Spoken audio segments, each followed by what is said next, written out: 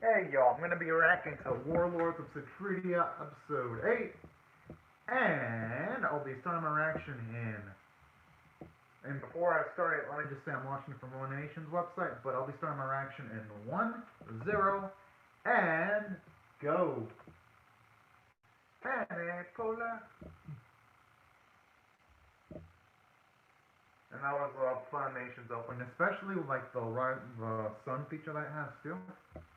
Pretty free considering most of it's. Oh. Okay. Like I have to just go straight down to business. Although hopefully though whatever they're seemingly exploring ends up being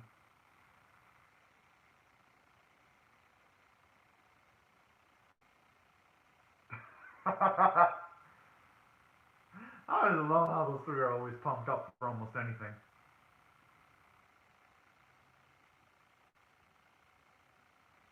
Aww.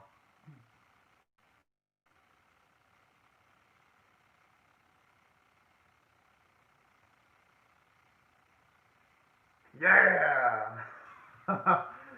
Man, you know, Miyako's charisma's so radiant that I also feel like fist pumping in the air too.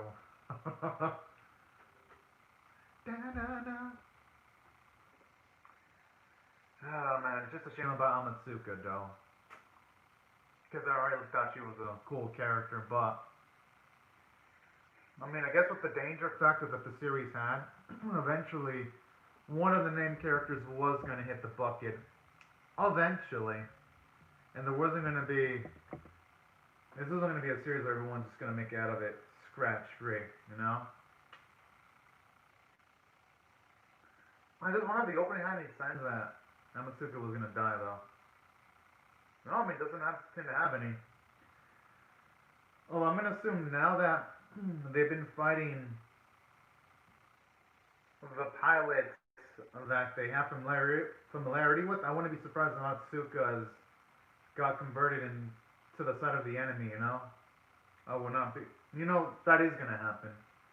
And that's going to lead to a really intense moment when it gets back to Senyoku. So I can't wait to see how they're going to handle that. Man, I always knew him was a sack of shit, but damn. The way he just left off all snake-like, like the bastardist character he is, man, it sickens me.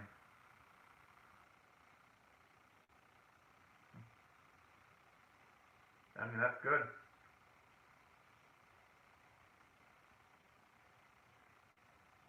Well, yeah, because they gotta eventually destroy that pillar eventually.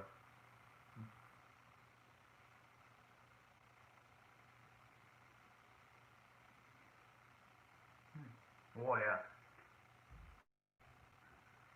And it hurts even more the people that they lost, too.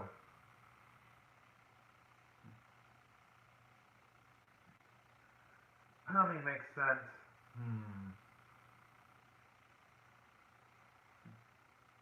Aww.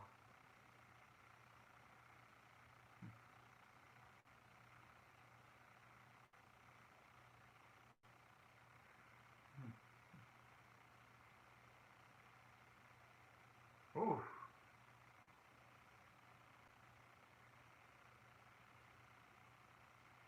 I mean, hey, it's better than none.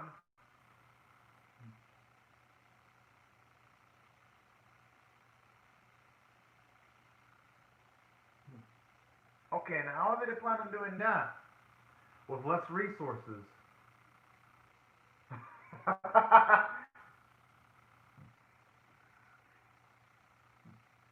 Yeah.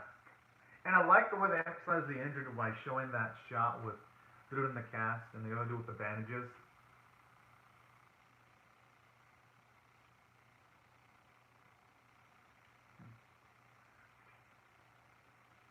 Oh, so them going instead of Mount Nokia Riiri, that was flash forward. I'm assuming that's the case because he saw three of the soldiers and Miyako cheering about the fact that the bill was a fight.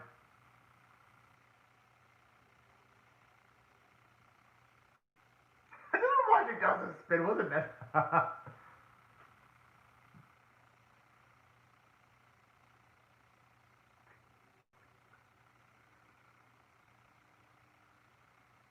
I mean, it's better than none. 36 hours actually sounds like a lot of time.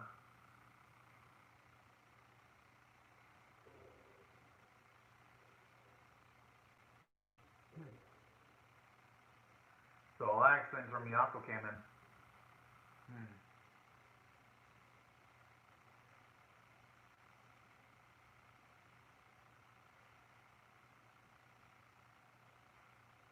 I mean, she kind of is using her head, though. Whoa, whoa! This is like one of the best comebacks I've ever heard from a character when they're called a baka. That's adorable!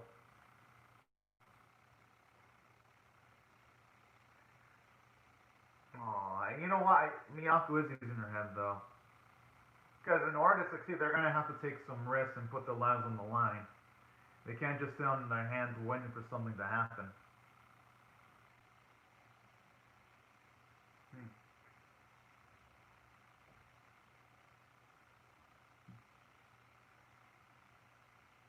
I do Vals's hesitation. Honestly, with what Sono went through, she definitely deserves some rest. Aww. And I can't blame her. I mean, she lost her sister.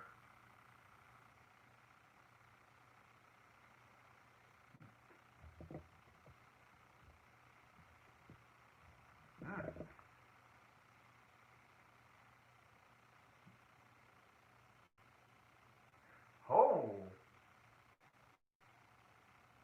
At the very least, I managed to get that recording before the general died, at the very least. Which makes me wonder if the area inside the pillar is some kind of warped version of Valhalla.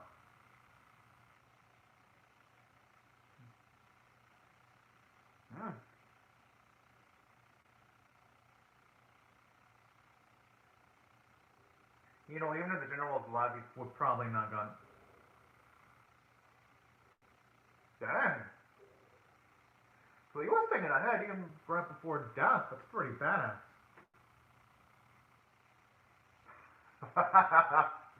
Oh man, awesome. But I like it though. It fits with the practical personality.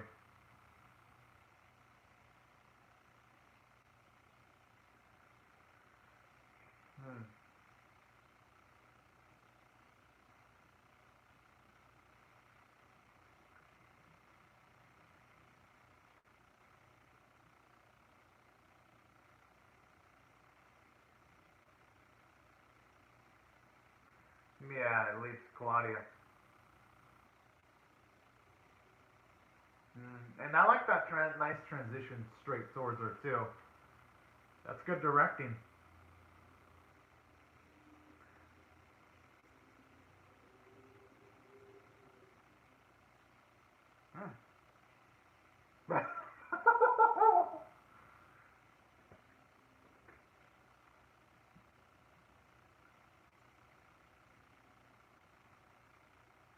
I just wonder how she managed to even get the necklace from Amatsuko though. Like, how was that even doable? That's what I'm wondering.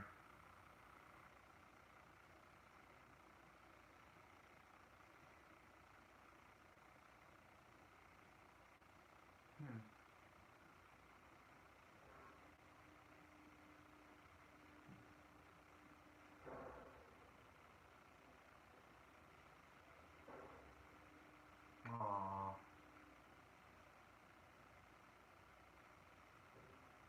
Oh. Well, this explains why he talked with Claudia the most in the series.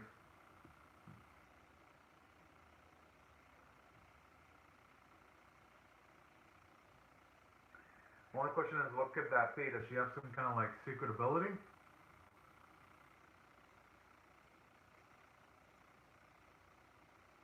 Yeah, I have a feeling that Odin wasn't gonna die by the blast either.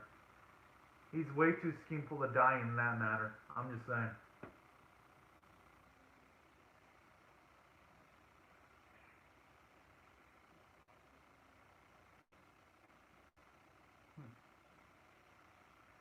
I mean, honestly, with the injury she went through, she deserves some rest. Hmm.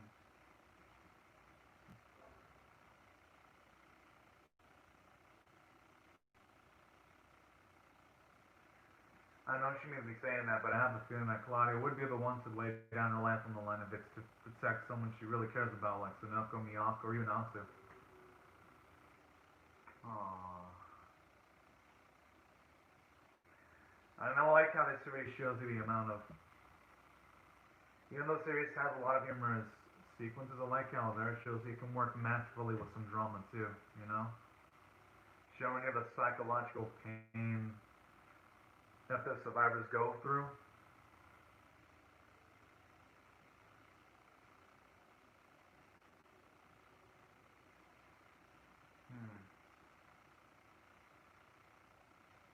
Huh.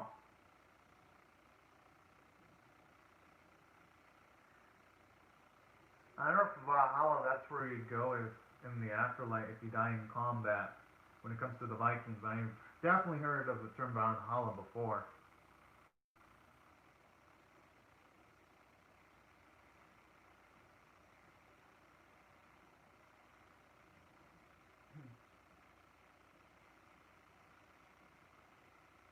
Oh. The fuck? Wait, is he gonna be isekai into a different world?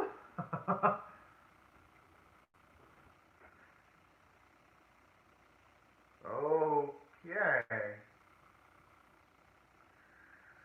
Okay, that's some mind-blowing stuff then.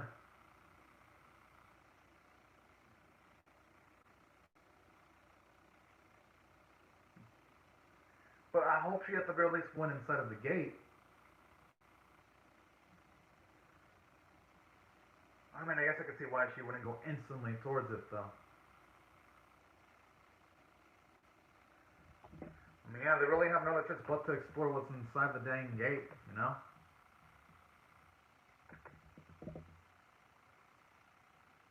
I'm sure they don't know. Which is why I'm surprised she hasn't taken the opportunity of going inside the gate.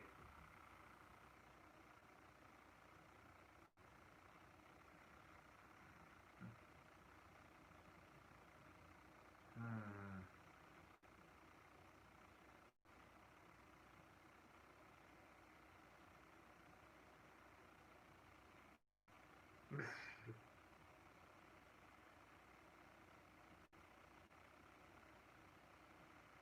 Yeah, I mean, as long as they're addressed, then it's all fine. Aww.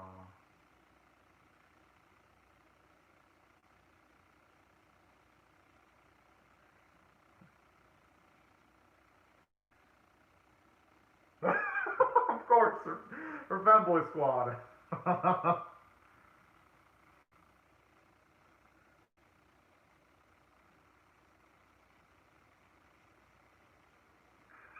Oh man, they're so cute together.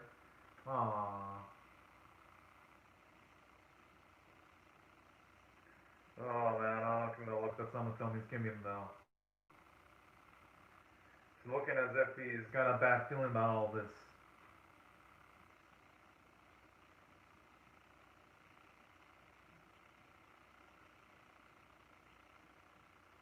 I like the cute little key visual with Senyoku there. Aww. That's another cute little visual there too.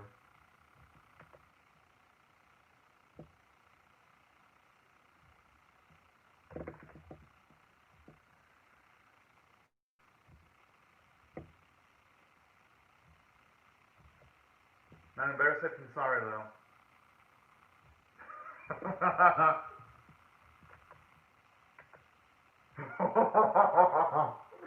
Oh man, that's cute. I just love how she can easily bust the chops on Miyako in like in an almost instant.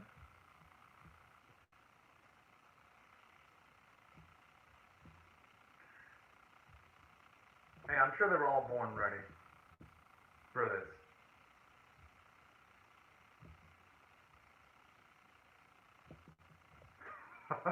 Wasn't everybody calling them wackos though? Whoa, what? How did it look so adorable? She may be calling them bakas, but she enjoyed that.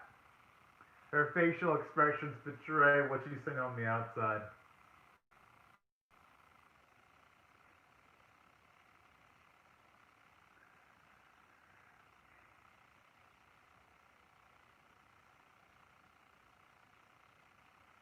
I was hoping it would stay open so that they'd at least be able to get out in case things get really dicey.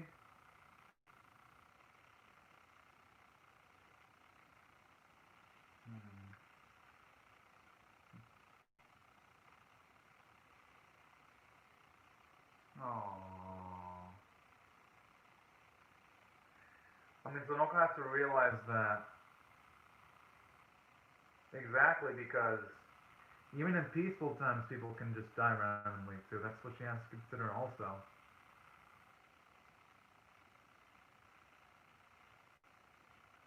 Because she had to. If she didn't do it, there might not have been anyone else to fly. That's why she did it.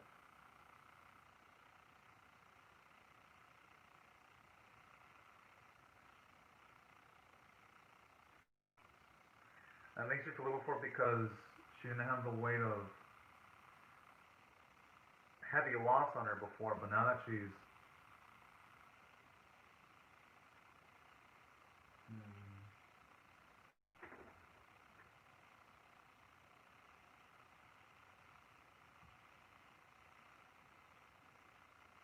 Aww.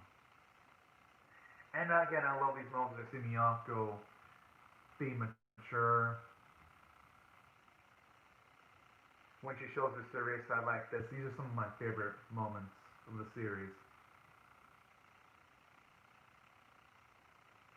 And that's why Miyako's my favorite character in the series. Like, everyone's good and all, but Miyako is amazing.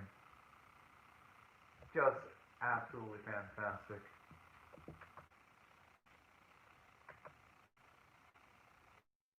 Oh, snap.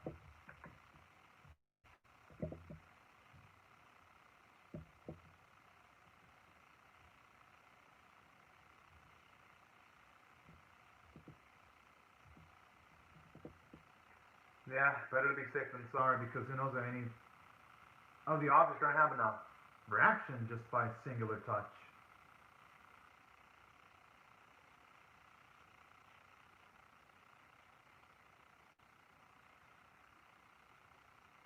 God, I mean, even the paintings, they look so beautiful, too.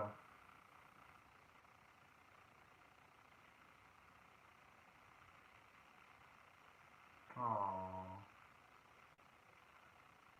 And I like that, even though she's still a little bit scared off of flying. I like how at the very least you see Senyoku with the toughness to at the very least want to help out in any single way, shape, and form. I think that's a really damn awesome trait of hers because it shows you how much she's willing to work through major adversity here.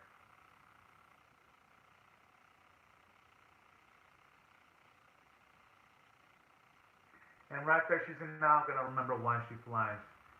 She's gonna fly in order to save people, you know? And by seeing the people that she saved right in front of her, it's gonna give her that extra bit of motivation.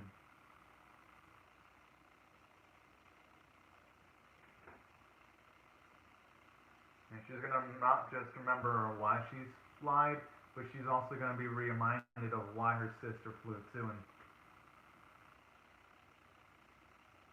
aww. And even though Senyoku doesn't want to admit it, she is strong.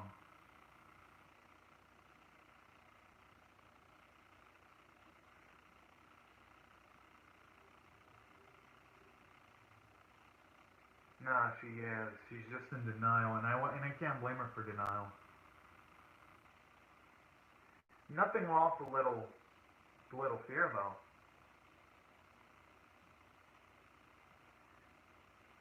I mean, everyone goes through their slumps. Everyone goes through situations when they're in doubt.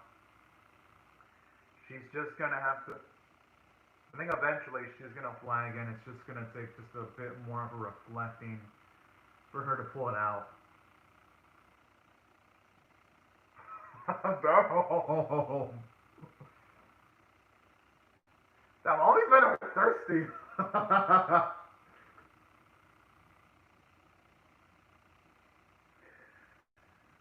It's like the four awesome Bakas. Oh man, that is so damn adorable.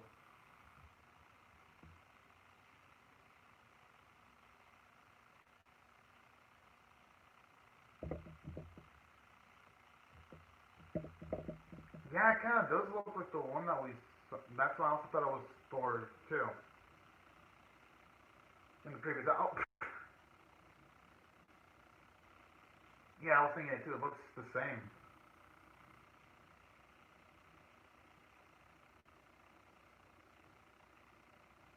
Oh, that's Odin. We all know who that is.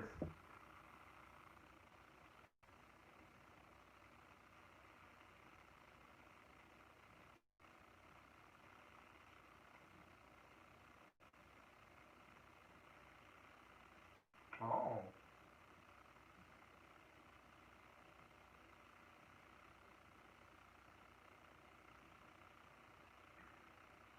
Hopefully, if she does see Odin, she can ask about that song.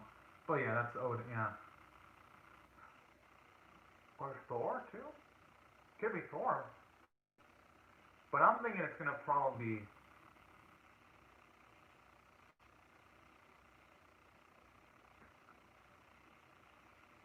Okay, I hope those military men and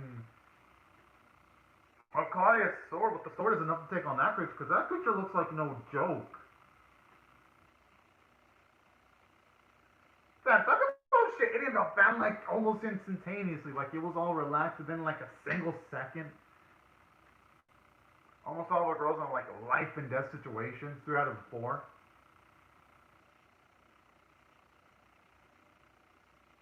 Holy fuck.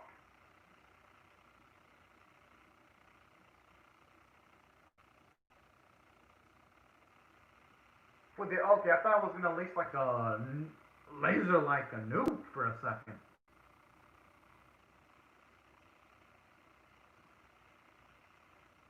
Wait, is she actually trapped?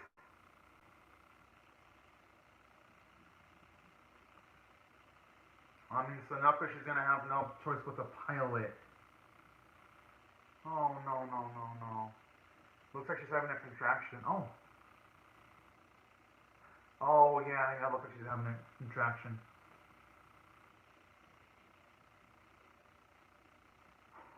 Oh damn! It's like everyone has like their own epic battle.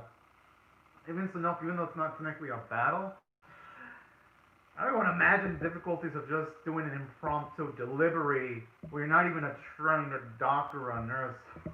Holy fuck. Yeah, this episode is awesome. If I were to rate this on a scale of 1 to 10, with 1 being abysmal, 5 being average, 10 being exceptional, it gets a solid 7 out of 10. Because for one, I like how we finally get to see just an episode that's mostly set from start to finish, with some humor here and there that doesn't feel out of place, because shows you that the series is willing to work with a variety of emotions. And I just love the fact that for this specific episode, you see Senyoku go through a little bit PTSD when it comes to her not wanting to fly. And while they're pondering that and calling herself weak, that makes the scene where you see the 2 people that she rescued compliment Senyoku a lot more powerful. And hopefully she does step it up and fly eventually. And I like how it puts her through more adversity when she's going to have to deliver a child too. It's going to be fun to see how that's going to change and how she reacts to that. Oh! Oh man, these humorous little endings. Damn! I love the determination. Honestly, Miyako is someone worth fighting for, I ain't gonna lie. So I'm not gonna. Them simming for Miyako, I am not gonna blame him one bit. Because Miyako is that awesome. But in all seriousness, I love what they do with Senyoku though. Where you see her question herself, where she doesn't quite know what to do. I love that. Because it's reasonable from a person that went through loss. It just makes sense. And I also love what it does with Miyako too, showing her maturity, seeing how she's trying to raise the confidence level of her dear friend. Thought that was so damn beautiful and sweet right there. And it only made Miyako much more endearing. Aside from, of course, the hilarious sequences like when he called the other 3 men idiots. I'm like, oh, that's cute. But honestly, my favorite moment though was when she was there trying to comfort Senyoku. That was one of my favorite moments in the episode. And on top of that, I love how this episode further emphasized the bond that Claudia does have with Odin. I thought that was also, if you ask me, I thought that was pretty damn cool too. And that's what I thought this episode had a moment for almost each and every character. As for a story standpoint, I thought it was good too because it was entertaining from start to finish. Had a nice bit of humor, had sad moments, and it had a cliffhanger that's gonna sting in all the right ways. And I love the whole mystery with like the Valhalla lights showing up also midway in the episode. Because it gives it a nice mystery box element. And my theory on the guy with the eye patch is that's gonna be Odin. I'm just saying. I don't think there's no way it's gonna be anyone else. I could be wrong, but that's what my gut feeling's telling me. And the animation and art production values were good too, as always. Voice performances were great, and that's why I thought this episode wasn't above average 7 out of 10 caliber episode. So anyways, y'all, these are my thoughts on the episode. I'd love to hear your thoughts and how you feel about my reaction in the comment section below. Hope y'all rate the video, share it, comment, subscribe, and I'll see you guys later to come back for more, because I'm definitely going to be reacting to episode 9. And for y'all not to miss that, I recommend y'all subscribe. But anyways, y'all, thank y'all so much for watching, and have a fantastic day, everyone. Bye-bye.